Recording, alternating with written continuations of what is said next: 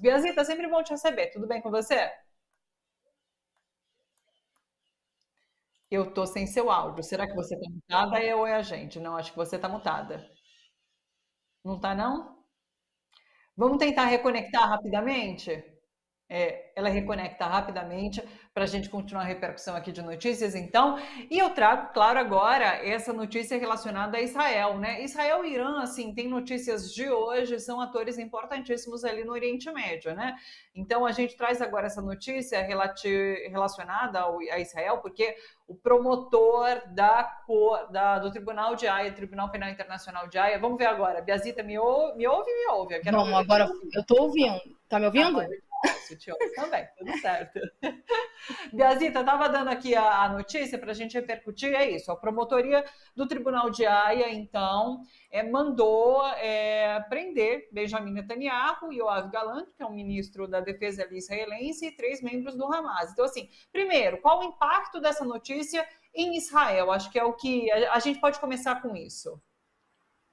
Eu acho que em Israel o que a gente percebe muito claramente é um choque, né? Eles fizeram um lobby durante mais ou menos 2 a 3 semanas para que o TPI não fizesse isso. Eles fizeram um lobby muito forte, inclusive com questões de rompimento econômico, né? De cortar subsídios para o TPI. O TPI passa por uma crise econômica muito forte, é importante dizer isso. Então, eles tentaram de todas as formas impedir que esse mandato fosse expedido. O que é interessante nessa história é que, assim, normalmente não se publicita o pedido de prisão para o tribunal, né? A gente só sabe que há um mandado de prisão quando o mandato é expedito. E eles fizeram o contrário dessa vez, né? A pressão sobre o TPI foi tão grande que o procurador do TPI optou por fazer a publicidade, né, desse processo, e aí comunicando às pessoas, olha, pode demorar meses para o tribunal chegar e emitir um mandato, mas já foi pedido o mandato de prisão, dada a gravidade da situação. Isso criou um choque muito grande. Há uma situação muito complicada já em Israel, porque há uma crise muito forte internamente em Israel, né? A gente tem tido quase que um processo de convulsão social muito grande, há uma crise econômica muito forte, e aí existe uma narrativa interna, né, de que eles estão muito certos, de que é uma luta do bem contra o mal, é quase como se a população internamente visse uma realidade paralela, alimentada tanto pela mídia israelense, como também pelo governo israelense. E isso é um choque de realidade. Isso é um choque de realidade muito forte. E como o TPI me pediu para os dois lados, né, o processo, né, de mandado de prisão para os dois lados, ele pede tanto para o Hamas, porque realmente o Hamas é julgado no TPI porque ele é uma organização, ele não é um Estado, e também pede para Israel, ele esvazia o argumento de dizer que há uma proteção ao Hamas, né, ele esvazia esse argumento e, ao mesmo tempo, deixa muito escancarado os crimes. E apesar, né, de não há uma acusação formal pelo crime de genocídio, né, no mandado de prisão ele não fala no crime de genocídio, ele fala no artigo 7 e o artigo 8, que é crime de guerra e crime contra a humanidade, Estatuto de Roma. Na Convenção de Prevenção e Punição de Genocídio, todas as coisas que foram tipificadas contra Netanyahu se enquadram no crime de genocídio. Então ele abre uma brecha também para que Netanyahu seja julgado em Israel pelo crime, em Israel não, pelo TPI, pelo crime de genocídio. Então, assim, é uma situação que ninguém imaginava que aconteceria tão rapidamente, né? Até pela pressão americana, pela pressão internacional sobre o TPI. É muito importante, é importante falar isso, quanto é importante essa atitude do TPI, porque, na verdade, você está deixando bem claro que Israel comete um crime, que está desrespeitando o direito internacional. É uma tentativa também de controlar outros países a não fazer a mesma coisa que Israel faz em Gaza, e mostra que os órgãos internacionais, com muita dificuldade, porque estão com muita dificuldade, estão funcionando. Mas estão com muita dificuldade, porque você tem os Estados Unidos impedindo que o direito internacional seja colocado em prática. Então, assim, abalou demais internamente Israel, e você não tem como esconder uma notícia dessa, né? A gente não está mais no mundo fechado, a gente está no mundo de internet. Então, o israelense está vendo que o governo, que o principal líder político deles está sendo acusado de crime de guerra, de crime contra a humanidade, com questões gravíssimas, né? Fome, deslocamento forçado, homicídio. Então, uma série de coisas que foram colocadas ali pelo TPI. Biazita, só para a gente entender e conseguir, inclusive, diferenciar, o que acontece agora no Tribunal Penal Internacional não se relaciona com o julgamento na Corte Internacional de Justiça, Não. né? Que foi ali apresentada pela África do Sul por crime de genocídio realmente, né? A Corte Internacional de Justiça, ela julga estados. Ela é um órgão da ONU que julga o Estado. Então, todo Estado que é da ONU está sobre a jurisprudência da Corte Internacional de Justiça. O TPI, ele foi criado para suprir uma lacuna que existia internacionalmente, que era como é que você julga quando pessoas cometem os crimes, né? Quando você tem um chefe de um exército, quando você tem um grupo que a gente chama de não internacional, como o Hamas, mas às vezes é um grupo de resistência, um grupo paramilitar, um grupo extremista. Então, como é que você vai julgar essas pessoas? Então, foi criado o Tribunal Penal Internacional que ele julga essas situações, quando os estados não conseguem julgar essas pessoas. Eles estão muito colapsados ou uma situação de guerra civil. Por exemplo, o Congo tem uma guerra civil. Então, os dois lados iriam para o TPI. A gente pode pegar o exemplo de Ruanda, né? Ruanda, na verdade, foi o que abriu as portas para a questão do TPI, porque você tinha uma guerra civil, uma briga entre duas etnias, e você tinha que condenar essas pessoas pelo genocídio ruandês. Então, o TPI ele julga pessoas, ele julga lideranças políticas. A Corte Internacional de Justiça julga estados. Então, é uma situação muito complicada de Israel, porque Israel tem um processo ativo de crime de genocídio na Corte Internacional de Justiça e, ao mesmo tempo, o primeiro-ministro do país está sendo acusado no TPI. Eu acho que a gente não tem na história recente uma situação dessa. A gente tem quadros no TPI, mas não na Corte Internacional de Justiça. Mais similar do que isso aconteceu com Putin, mas não chegou a ser acatado o processo na Corte Internacional de Justiça.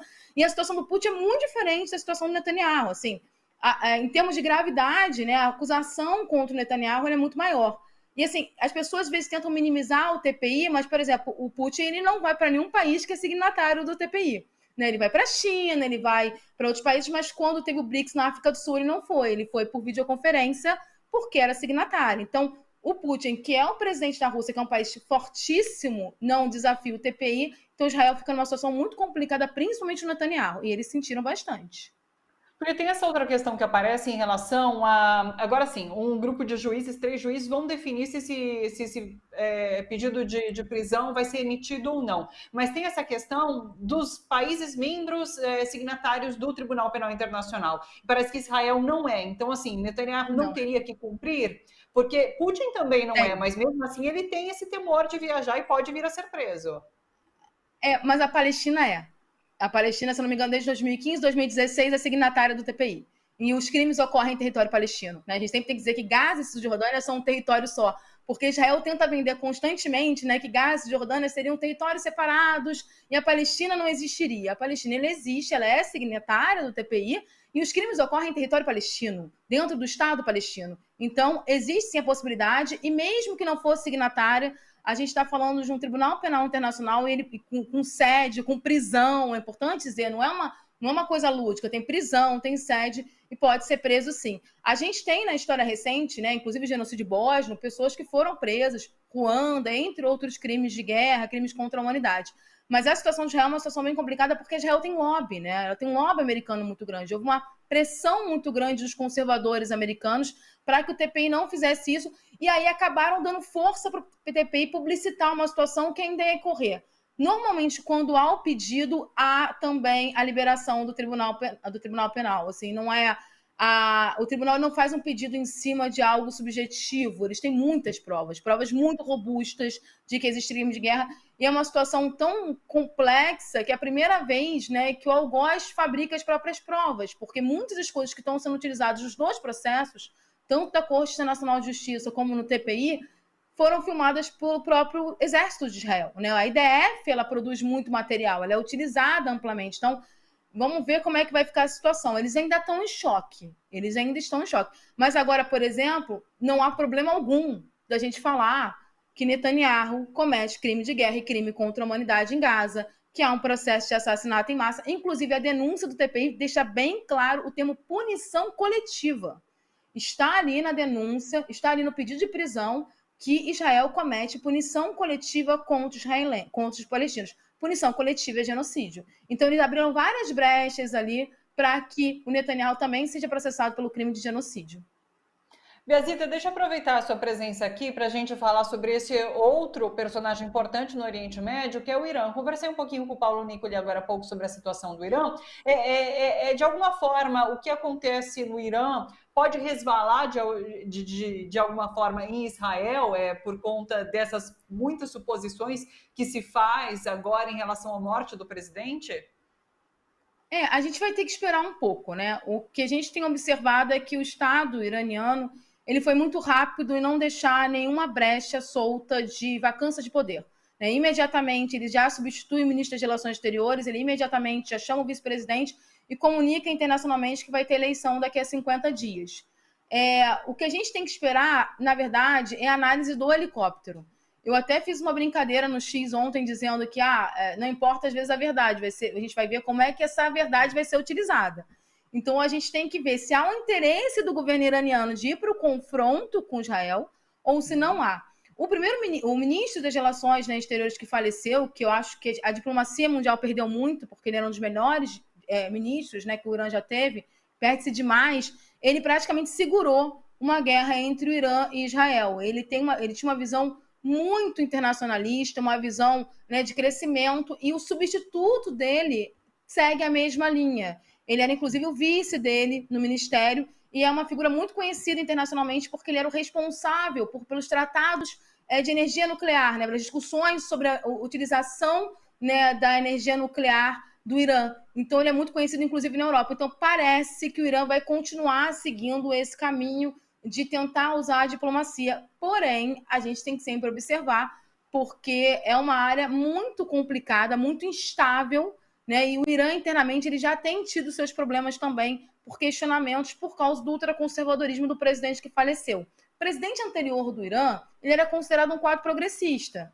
Importante a gente dizer isso, né? Então, assim, esse presidente, o que entrou agora, entrou em 2021, no Raisi, e sairia em 2025. Então, é provável que na escolha ali dos substitutos possa entrar alguém mais moderado, até mesmo para acalmar os ânimos internamente no Irã, e aí manter ainda essa postura internacional de grandes acordos internacionais, porque o Irã ele cresceu muito, né? Ele não é mais um país pobre, a gente não está falando de um país tecnologicamente pobre, nada disso, ele tem vários acordos internacionais. Então a gente vai ter que esperar o desenrolar de como esse acidente vai ser utilizado pelo governo do Irã. Eu acho que é isso que é importante, porque não sei se a gente vai ter exatamente a questão da verdade, né? Porque estava voando, estava em alerta laranja não era para alçar voo. O que está ali por trás, a gente vai demorar muito para saber o que aconteceu. Então, a gente vai ter que saber como é que isso vai ser utilizado pelo governo. Agora, o presidente do Irã, ele era o cotado para substituir o chefe supremo. Então, você quebra um pouco essa linha sucessória, né? Conjecturas dão conta, inclusive, de uma possível guerra mundial, tendo esse episódio como estopim, por conta de uma culpabilização de Israel que tem os Estados Unidos ao lado, o Irã que tem Rússia e China. Você vê essa possibilidade? Eu acho muito difícil. Eu acho que para ter uma guerra mundial, eu acho muito difícil. Assim, o Irã ele tem boas relações hoje com a China e com a Rússia, né? Ele tem excelentes relações com esses dois países. Eu não vejo nesse momento uma motivação para uma terceira guerra mundial, mas existe uma pequena motivação para uma guerra regional. E aí seria uma guerra, uma grande guerra de procuração, né? Porque na verdade essa motivação é dos Estados Unidos. Os Estados Unidos quer uma guerra regional para desmobilizar aquela região, que é uma região que dá muito crescimento tanto para a Rússia como para a China. Então, assim, é uma grande região integrada. Então, assim, a tendência que a gente tenha é que se tiver um processo de guerra, uma guerra de procuração, que o Irã tem tentado impedir, né? O Israel tem ultrapassado os limites. Agora, a gente também tem que ver como é que Israel vai agir pós-TPI, porque ela pode se transformar muito mais violenta também, ela pode ir para tudo ou nada, que isso é uma questão, que as pessoas têm que se ligar nisso, ela pode ir para tudo ou nada, assim, já que eu estou com um processo na Corte Internacional de Justiça, já que meu primeiro-ministro está com processo no TPI pode ser preso, eu vou para tudo ou nada e vou aumentar o alcance dessa guerra para tomar a região. E aí os países no entorno não vão ter escolha não participar. Mas, no momento, não há esse indicativo. Porque a gente pode ter uma guerra na região por uma questão de Israel, mas não há um indicativo de uma guerra, uma grande guerra mundial. Mas também a gente tem que lembrar que grandes guerras mundiais não começam do nada. Elas começam exatamente com esses conflitos regionalizados, né? E que aí, quando você tem 2 ou 3 conflitos regionalizados, a gente já tem que abrir o olho e falar, começou uma terceira guerra, né? E a gente vai descobrir depois a data certa que começou. Vamos prestar atenção. Biazita, sempre muito bom te receber, viu? Muito obrigada pela sua disponibilidade aqui com a gente. Uma ótima semana, um beijo para você. Para ti também. Obrigada, gente.